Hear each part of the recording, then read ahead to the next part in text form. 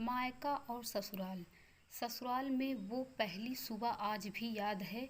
कितना हड़बड़ा के उठी थी, ये सोचते हुए कि देर हो गई है और सब न जाने क्या सोचेंगे। एक रात ही तो नए घर में काटी है और इतना बदलाव, जैसे आकाश में उड़ती चिड़िया को किसी ने सोने के मोतियों का लालच देकर पिंजरे में बंद कर दिया है। शुरू के कुछ दिन तो यूं ही गुजर गए। हम घूमने बाहर चले गए। जब वापस आए तो सासू माँ की आंखों में खुशी तो थी, लेकिन बस अपने बेटे के लिए ही दिखी मुझे।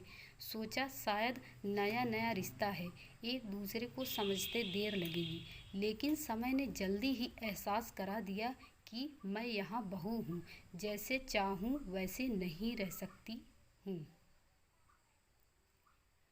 धीरे धीरे बात करना, धीरे से हंसना, सबके खाने के बाद खाना, ये सब आदतें जैसे अपने आप ही आ गई। घर में माँ से भी कभी भी बात होती थी। धीरे धीरे पीहर की याद सताने लगी। ससुराल में पूछा तो गया है, अभी नहीं, कुछ दिन बाद। जिस पति ने कुछ दिन पहले ही मेरे माता पिता से ये कहा था कि पास ही तो है, कभी भी आ जाएगी, उनके भी सुर बदले हुए थे।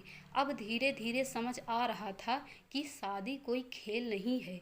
इसमें सिर्फ घर नहीं बदलता, बल्कि अपना पूरा जीवन ही बदल जाता है। आप कभी भी उठ के अपने पीहर नहीं जा सकते हैं। यहाँ तक तक कि कभी याद आए तो अपने पीहर वाले भी बिन पूछे नहीं आ सकते। पीहर का वो अल्हड़पन, वो बेबाक हंसना, वो जूठे मुंह रसोई में कुछ भी छू लेना, जब मन चाहे तब उठना, सोना नहाना, सब बस अब यादें ही रह जाती है। अब मुझे समझ आने लगा था कि क्यों विदाई के समय सब मुझे गले लगाकर रो रहे थे। असल में मुझसे दूर होने का एहसास तो उन्हें ही हो रहा था। लेकिन एक और बात थी जो उन्हें अंदर ही अंदर परेशान कर रही थी कि जिस सच से उन्हें मुझे इतने साल दूर रखा, अब वो मेरे सामने आ ही जाएगा। पापा का ये झूठ कि मैं उनकी बेटी नहीं बेटा हूँ, अब और दिन नहीं छुप पाएगा। उनकी सबसे बड़ी चिंता ये थी, अब उनका ये बेटा जिसे कभी बेटी होने का एहसास ही नहीं कराया था, जीवन के इतने बड़े सच को कैसे स्वीकार करेगा। माँ को चिंता थी कि उनकी बेटी ने कभी एक गिलास पानी का नहीं उठाया, तो इतने बड़े परिवार की जिम्मेदारी कैसे उठाएगी। सब इस विदाई और मेरे पराये होने का मर्म जानते थे, सिवाय मेरे।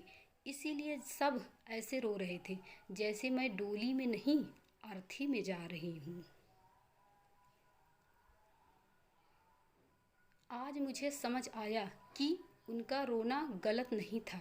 हमारे समाज का नियम ही ये है कि बेटी डोली में विदा हुई तो फिर वो बस मेहमान ही होती है घर की। फिर कोई चाहे कितना ही क्यों ना कह ले कि ये घर आज भी उसका है, सच तो ये है कि अब वो कभी भी यूं ही अपने उस घर, जिसे मायका कहते हैं, नहीं आ सकती। हजारों समस्याओं और परेशानी आने पर भी उसी को हल करना है, हंसते हुए, गम छुपाते हुए। क्या यह तपस्या से कम नहीं है? अनजान जगह को सुधार कर अच्छा बनाने का काम करना, क्या आप कहेंगे? Please subscribe.